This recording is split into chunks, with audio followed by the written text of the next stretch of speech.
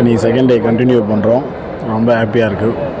எதுக்குன்னா உள்ளே வந்தவங்க பங்களாதேஷ் வந்து ஃபஸ்ட் விக்கெட்டு லாஸ் பண்ணிட்டாங்க. நேற்றும் ஃபஸ்ட் நாள் இதே மாதிரி வந்தப்போ ரோஹித் சர்மா அவுட் ஆகிட்டார். அது நமக்கு ரொம்ப கஷ்டமாக இருந்தது. இன்றைக்கி அப்பாவை கூட்டிகிட்டு வந்துட்டேன் கூடவே. நேற்றை விட இன்றைக்கி ஆடியன்ஸு அதிகமாக இருக்காங்க.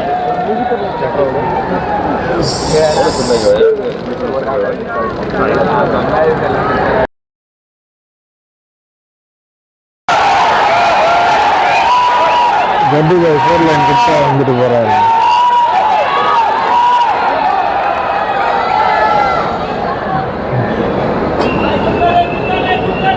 என்னமான ரன்னிங் தெரியுமா அது? சாரி கைஸ், 2 விக்கெட் போயிடுச்சு. ஆகாஷ் தீப் ரெண்டுமே போல்டு, க்ளீன் போல்டுங்க. ஃபஸ்ட் விக்கெட்டு அவர் எடுத்தார், அதாவது செகண்ட் விக்கெட்டு மிடில் ஸ்டம்ப் பறக்குதுங்க. செகண்டும் போல்டுங்க. மொத்தம் 3 விக்கெட்ஸ் பங்களாதேஷ். ஹாட்ரிக் விக்கெட் நடக்குமான்னு பார்க்கலாம்.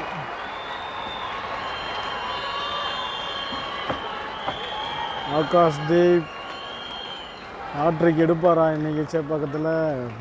பார்க்கலாம் guys.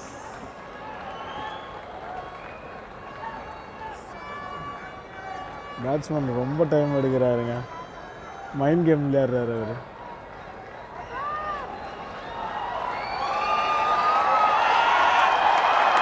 Hat trick hattrick hattrick hattrick. ஐயோ இல்லைங்க, ஹாட்ரிக் நடக்கல.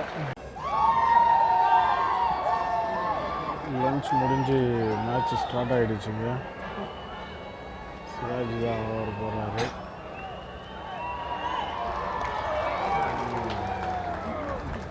ஜடேஜா 4 லைனில் நிற்கிறாரு. அஸ்வின் அண்ணன் ஸ்கொயர் லெக். அஸ்வின் அண்ணன் இங்கே தாங்க இருக்காரு. அம்பேர்கிட்ட பேசிகிட்டு இருக்காரு பாருங்க அஸ்வின் அண்ணன்.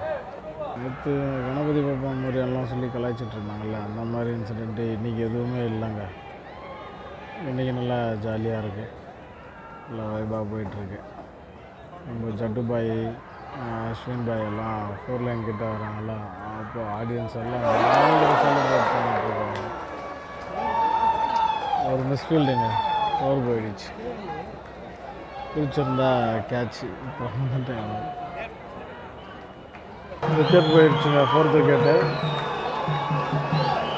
சிராஜ் தான் எடுத்திருக்காரு. விராட் கோலி கேட்ச் அப்படின்னு நினைக்கிறேன். பார்க்கலாம். சிராஜோட ஸ்பெல்லை பாருங்க.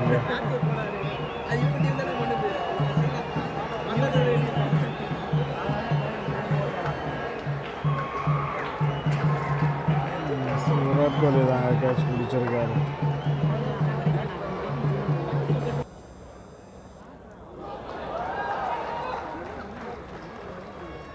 சிராஜ் பார்த்தீங்களா 4 லைனில் வந்திருக்காரு.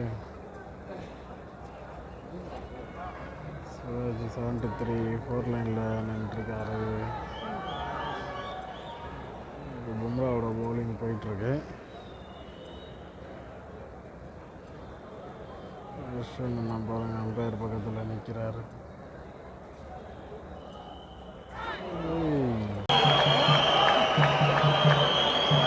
விக்கெட்டும் போயிடுச்சு பங்களாதேஷ்க்கு. வெயில் தாங்க தாங்க முடியல, செம்ம வெயிலாக இருக்குது. சூரியன் தலையில் ஸ்ட்ரா போட்டு உரிகிற மாதிரி இருக்குங்க.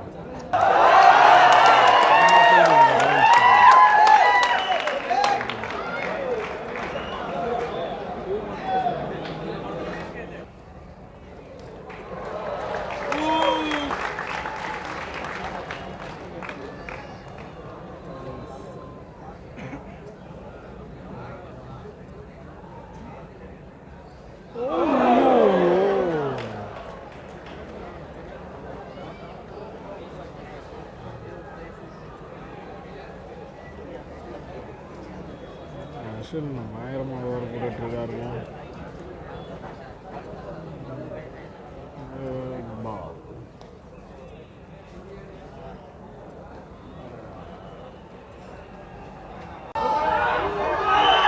பும்ரா பார்த்தீங்களா, நம்ம லைன் 4 லைன் கிட்டே வந்திருக்காரு.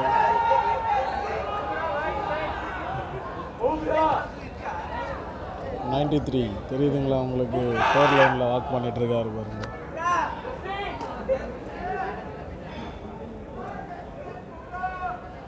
T20 வேர்ல்டு கப்பு மேக்ஸிமம் எனக்கு தெரிஞ்சு இவரால் தான்.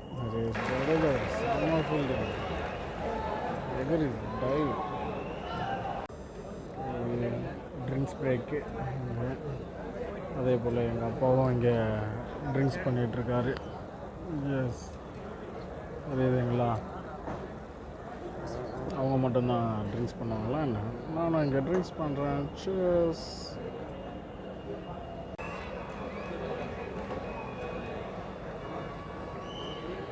நம்ம ஜடேஜா பாய் பவுலிங் போட வந்திருக்காரு. இதுக்கப்புறம் ஸ்பின்னு தாங்க. நம்ம அஸ்வின் அண்ணனும் ஜடேஜா பாய் தான். வெயில் தாங்க ரொம்ப கஷ்டமாக இருக்குது, தாங்கவே முடியல. ஃபஸ்ட்டு நாள் கூட வெயில் அந்தளவுக்கு தெரியல, செகண்ட் நாள் ஹெவிங்க வெயில். 4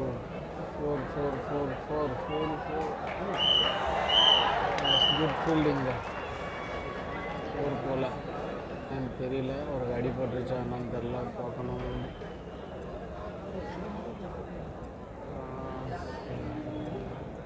சிராஜுக்கு தான் நினைக்கிறேங்க. சிராஜுக்கு தாங்க அடி. ஃபீல்டிங் செட்டை பார்த்தீங்களா? ரோஹித் சர்மா, பும்ரா, அஸ்வின் அண்ணா.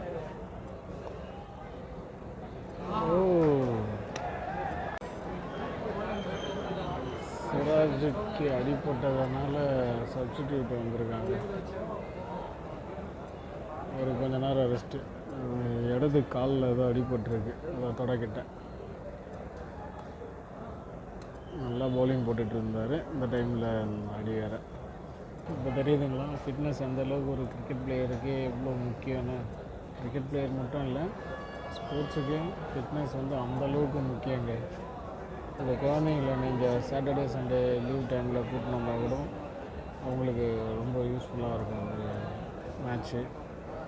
அவங்களோட இன்ட்ரெஸ்ட்டு எல்லாம் என்னென்ன தெரியும்ல, நீங்கள் வெளியே இந்த மாதிரி கூட்டிகிட்டு வந்து காட்டும் போதெல்லாம் அவங்களுக்கு எதில் ஸ்போர்ட்ஸில் இன்ட்ரெஸ்ட் இருக்கா, இல்லை எதில் இன்ட்ரெஸ்ட் இருக்குது அப்படின்றத நீங்களும் தெரிஞ்சுக்கலாம்.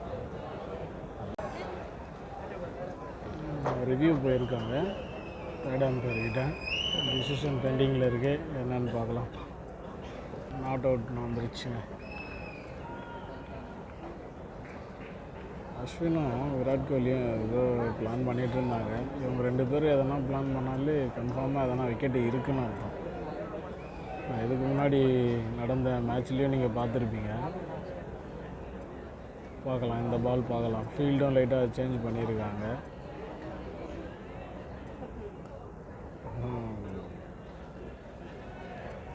ஒரே ஒரு தமிழர் மட்டும் இருக்காங்களா, அதனால் வந்து கிரவுண்டில் கான்வர்சேஷனே நடக்கலைங்க. ஃபுல்லாக ஹிந்தியில் தான் நடந்துகிட்ருக்கு.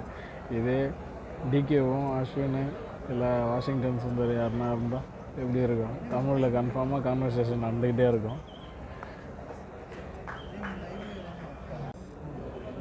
த்ருவ் ஜுரல் நின்றுருக்காருங்க 4 லைனில் பாருங்க.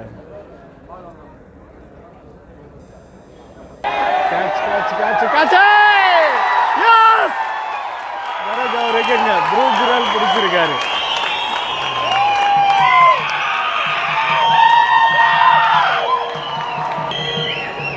செம்ம விக்கெட்டுங்க.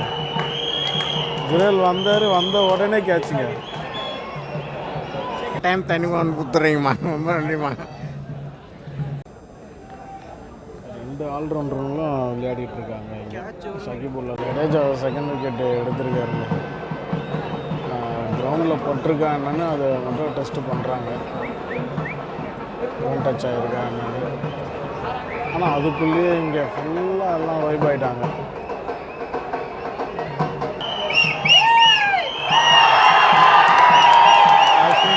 டான்ஸ் ஆடுறாங்க, அவுட்டு விக்கெட்டு கொடுக்குறாங்க. எங்கள் அப்பா சொல்கிறாரு சிராஜ் தான் கரெக்டாக ஓவர் போடுறாராம், மீதி எல்லாரும் ஏடா கூடமாக போடுறாங்க. Super fielding Rohit Sharma.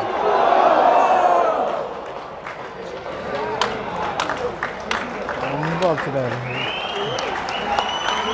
அடித்தார், ஸ்டிக்கில் படலை.